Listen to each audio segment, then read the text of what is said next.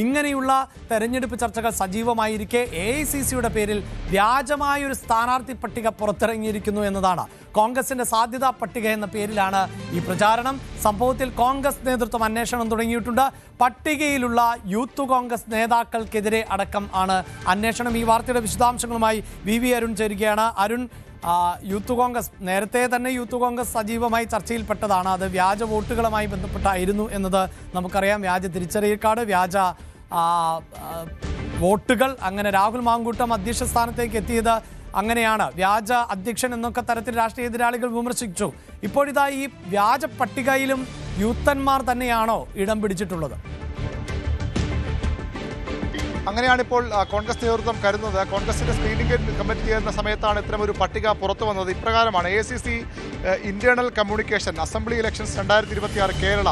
The Central Election Committee of the Indian National Congress has proposed the following names for the ensuing elections to the Legislative Assembly of Kerala, keeping in view winnability and local feedback for consideration എന്ന് പറഞ്ഞുകൊണ്ടാണ് 92 മണ്ഡലങ്ങളിലേക്കുള്ള സ്ഥാനാർത്ഥികളുടെ പേര് വിവരങ്ങൾ. അത് ചിലയിടങ്ങളിലൊക്കെ sitting സീറ്റുകളിലൊക്കെ പലയിടത്തും ഒറ്റ പേര് മാത്രമാണ്, മറ്റുള്ള പലയിടങ്ങളിലും പല പേരുകളുണ്ട്. ഇതിന് പിന്നിൽ രണ്ട് സാധ്യതകളാണ് കോൺഗ്രസ് നേതൃത്വം സംശയിക്കുന്നത്. ഒന്ന്, A ഗ്രൂപ്പിൻ്റെ ഒരു ആസൂത്രിതമായ നീക്കം ഇതിന് പിന്നിലുണ്ടെന്ന സംശയം കോൺഗ്രസ് നേതാക്കൾക്ക് ഉണ്ട്. കാരണം A ഗ്രൂപ്പ് വീണ്ടും പുനഃസംഘടിപ്പിക്കാനും അത് ഒന്നുകൂടി ശക്തിപ്പെടുത്താനുമുള്ള നീക്കങ്ങൾ കഴിഞ്ഞ കുറേ നാളുകളായി ഉണ്ട്. അതിൻ്റെ ഭാഗമാണെന്ന സംശയമുണ്ട്. അതിൽ തന്നെ പ്രധാനമായും നേതൃത്വം സംശയിക്കുന്നത് ചില യൂത്ത് കോൺഗ്രസിലെ തിരുവനന്തപുരത്തിലെ പ്രധാനപ്പെട്ട നേതാക്കളടക്കം ഇതിൽ പങ്കുണ്ടോ എന്ന സംശയവും കോൺഗ്രസ് നേതൃത്വത്തിലുണ്ട്. ചില നേതാക്കൾ ഒന്നിലധികം മണ്ഡലങ്ങളിൽ പേര് ഇടം പിടിച്ചിട്ടുണ്ട്. അതായത് ഒന്നിലധികം മണ്ഡലങ്ങളിൽ ഈ തലസ്ഥാനത്തുള്ള പ്രധാനപ്പെട്ട യൂത്ത് കോൺഗ്രസ് നേതാക്കളുടെ പേര് ഈ പട്ടികയിലുണ്ട്.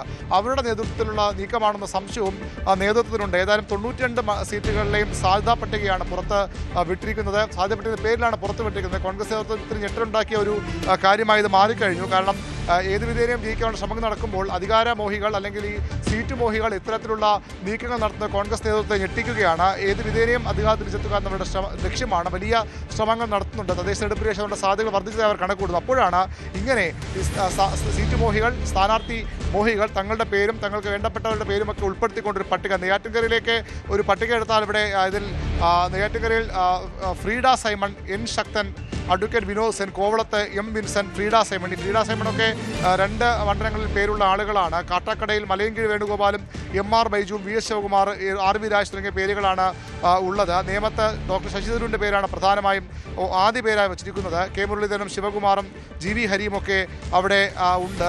വാമനപുരത്ത് പാലൂട് രവി, രമണി P നായർ, ആനാട് ജയൻ, സുധീർ ഷാ പാലൂട് എന്നീ പേരുകളാണ് വാമനപുരത്തേക്ക് ഈ പട്ടികയിൽ ഉള്ളത്. നെടുമങ്ങാടും BRM ഷഫീർ, സുധീർ ഷാ പാലൂട്, MA വാഹി തുടങ്ങിയ പേരുകൾ. അങ്ങനെ എല്ലാ മണ്ഡലങ്ങളിലും 2-3 പേരുകൾ. അതായത് എന്തായാലും അരുൺ, ഈ പട്ടിക പരിശോധിക്കുമ്പോൾ ചില പേരുകളൊക്കെ ഇപ്പോൾ പരിഗണനയിൽ വരുന്ന പേരുകളാണ് എന്ന് വേണമല്ലോ തോന്നാൻ. ചില പേരുകൾക്കൊക്കെ യഥാർത്ഥത്തിൽ സ്ഥാനാർത്ഥികളൊക്കെ ആവാൻ സാധ്യതയുള്ളവരും നേരത്തെ സ്ഥാനാർത്ഥി ആയിരുന്നവരുമൊക്കെയാണ്. അതിൻ്റെ കൂടെ പട്ടികയിലെ പരിഗണനയിലെ ഇല്ലാത്ത ചിലരെ കൂടി തിരികെ കയറ്റി, അങ്ങനെയാണ് മനസ്സിലാക്കേണ്ടത്.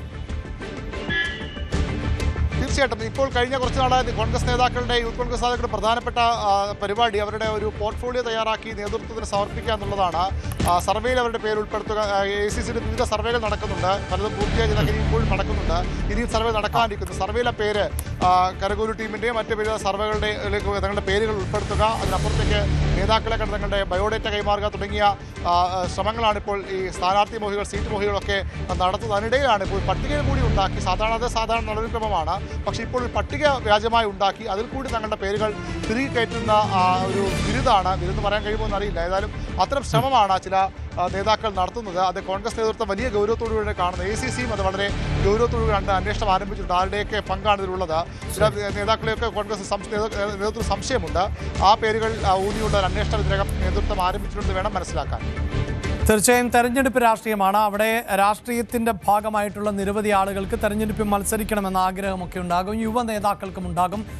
കോൺഗ്രസിൻ്റെ ഒരു ചിത്രം വ്യത്യസ്തമാണ്. കോൺഗ്രസിൽ ഇത്തരം സ്വാധീനമൊക്കെ ചെലുത്തുന്ന നിരവധിയായ ആളുകൾ രംഗത്ത് വരാറുണ്ട്. അവർ പല തന്ത്രങ്ങളും മെനയാറുണ്ട്. എല്ലാ രാഷ്ട്രീയ പാർട്ടിയിലും ഇത്തരത്തിൽ സ്ഥാനാർത്ഥിത്വ മോഹമുള്ളവരുണ്ട് എങ്കിലും മറ്റ് രാഷ്ട്രീയ പാർട്ടികളിൽ അത്രമേൽ പ്രകടമായി അവർ രംഗത്ത് വരാറില്ല എന്നതാണ്. ചില സമ്മർദ്ദങ്ങളൊക്കെ നടത്താറുണ്ട്. പക്ഷേ ഇതിപ്പോൾ സ്ഥാനാർത്ഥി പരിഗണനയിലുള്ളവർ എന്ന വ്യാജേന ചില പേരുകൾ പുറത്തുവിട്ടിരിക്കുന്നു എന്നതാണ് VV അരുൺ റിപ്പോർട്ട് ചെയ്യുന്നത്. കൂടുതൽ വാർത്തകൾക്ക് news 18 Keralam YouTube channel subscribe ചെയ്യുക.